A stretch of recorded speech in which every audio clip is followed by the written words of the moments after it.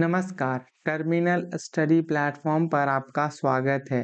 हाल ही में भारत के विदेश मंत्री 2 दिन के यात्रा पर नेपाल के लिए गए और वहाँ उन्हें बहुत सारे इम्पोर्टेंट उपलब्धियाँ अचीव करी। उनका ये ऑफिशियल हैंडल पर देख सकते हैं कि सैटेलाइट साथ में डेवलप करने का बात किया गया और भी लॉन्ग टर्म ट्रेड को लेकर के बात किया गया। क्या वो की डेवलपमेंट्स हैं जो भारत और नेपाल के रिश्ते को और मजबूत बनाएगा? जानते हैं हम आज के इस वीडियो लेक्चर में।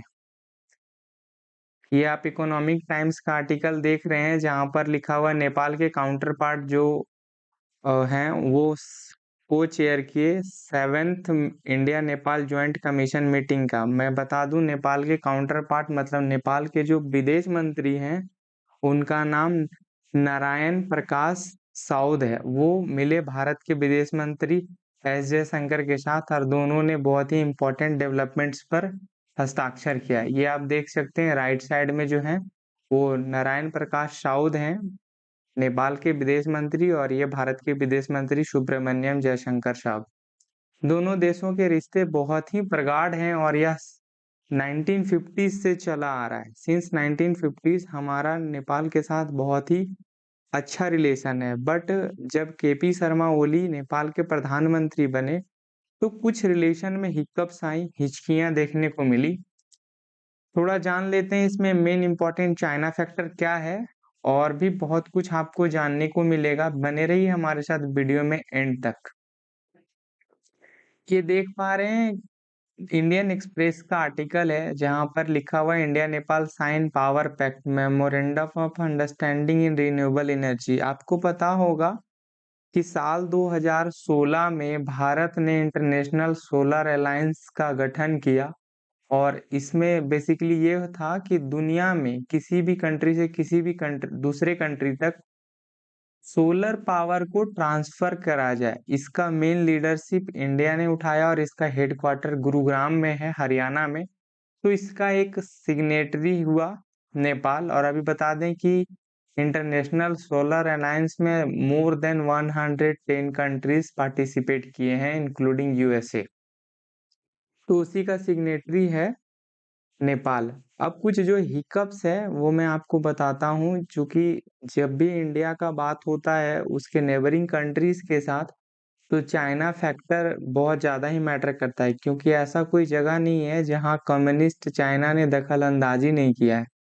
तो जब केपी शर्मा ओली का गवर्नमेंट था नेपाल में, तो वो KP Sharma Oli pro China leader माने जाते हैं और उनका जो भी स्टेप्स होता था वो चाइना को लेकर था और वो बेसिकली इंडियन इंटरेस्ट को हैम्पर करते थे। भारत और नेपाल का रिलेशन सदियों पुराना है। भारत और नेपाल एक दूसरे के साथ सांस्कृतिक संबंध भी रखता है, ऐतिहासिक संबंध भी रखता है।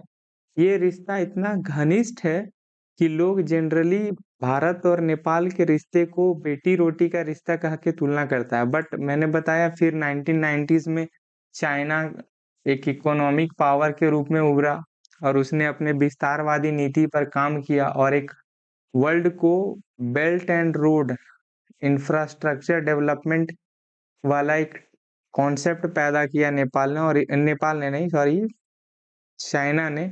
और इससे दुनिया में जितने भी इंडिया के फ्रेंड्स कंट्री हैं उनको अपने तरफ टिल्ट किया और इंडिया को इनसर्कल करने का लगातार प्रयास किया।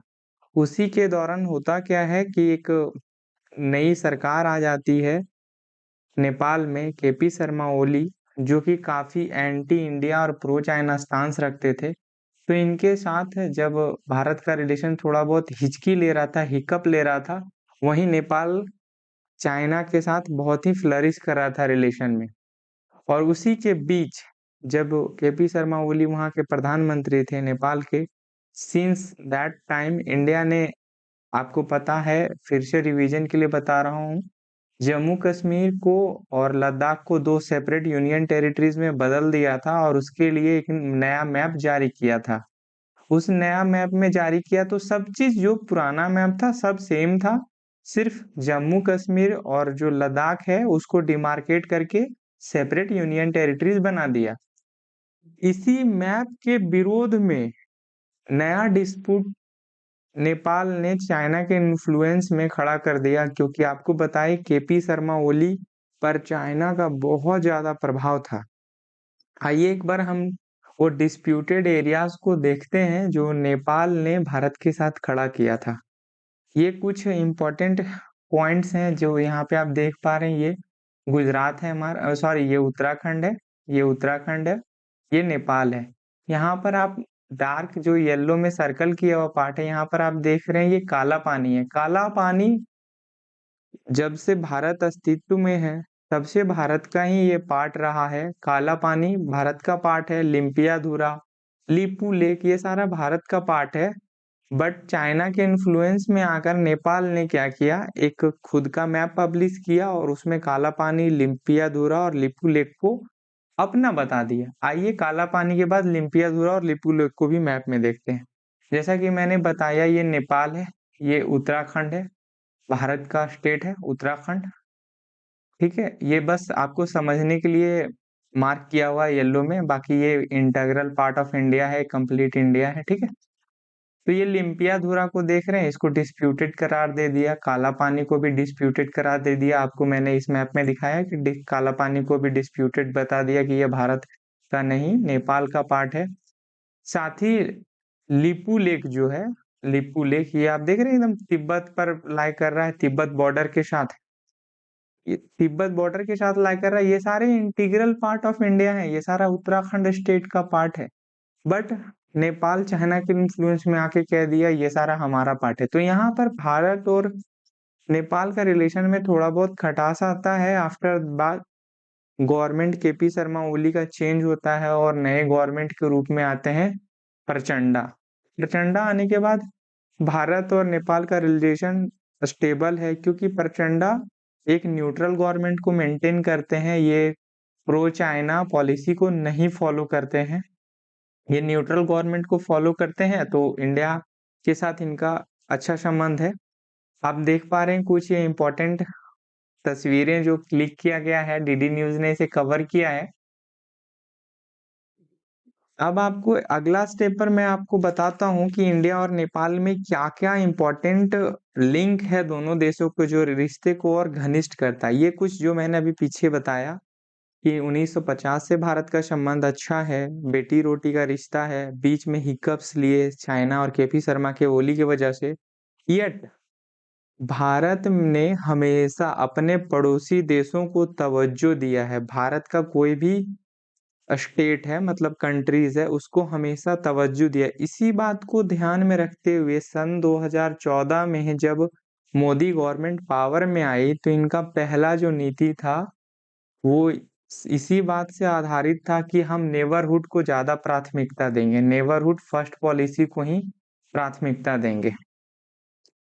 तो इस बात को ध्यान रखते हुए सिंस उसके बाद बहुत सारे और रेल लिंक्स इंडिया और नेपाल के बीच साइन हुआ, फिर ट्रेड में बहुत ज़्यादा इज़ाफ़ा हुआ दोनों देशों के बीच। आपको आगे बता दें कि भारत ने अर्जुन 3 2019 में 1236 करोड़ भारत के कैबिनेट ने अप्रूव किया था अर्जुन 3 हाइड्रो पावर प्रोजेक्ट बनाने के लिए नेपाल में। नेपाल में ही अर्जुन 4 नामक हाइड्रो पावर प्रोजेक्ट बनाने का भी बात चल रहा है। साथ ही इंडियन ऑयल कॉर्पोरेशन और नेपाल ऑयल कॉर्पोरेशन एक दूसरे के साथ पैक्ट साइन किए हैं, एग्रीमेंट साइन किए हैं, ताकि भारत से हमेशा नेपाल को ऑयल सप्लाई होते रहे। कहीं न कहीं हमें ये बात ध्यान रखनी पड़ेगी कि चाइना एशिया के साउदर्न पार्ट में बहुत ज़्यादा ही एग्रेसिव और हॉस्टाइल बिहेवियर रख रहा है, स्पेशली इंडिया के संदर्भ में। तो उसको काउंटर करने के लिए हमें भारत भारत के पड़ोसी देशों के साथ अत्यंत संबंध मजबूत रखना पड़ेगा। जैसे कि हम जानते हैं और आप भी जानते हैं कि नेपाल और भारत के बीच में बॉर्डर तो है, पर कोई पासपोर्ट वीज़ा का रिक्वायरमेंट नहीं है। यहाँ पर आवागमन आसानी से हो जाती है। इसी बात का अगर मान लीजिए कल चाइना बहुत ज़्यादा प्रभाव बना लेता है नेपाल में, तो इसी बात का फ़ायदा उठा के हो सकता है कुछ अपना उसका इल्ल जो व्यवहार है, वह भारत में डिपोर्ट ना कर दे, कुछ साइबर क्राइम्स वगैरह को बढ़ावा ना दे नेपाल के रास्ते भारत में। इस बात को भी हमें देखना पड़ेगा।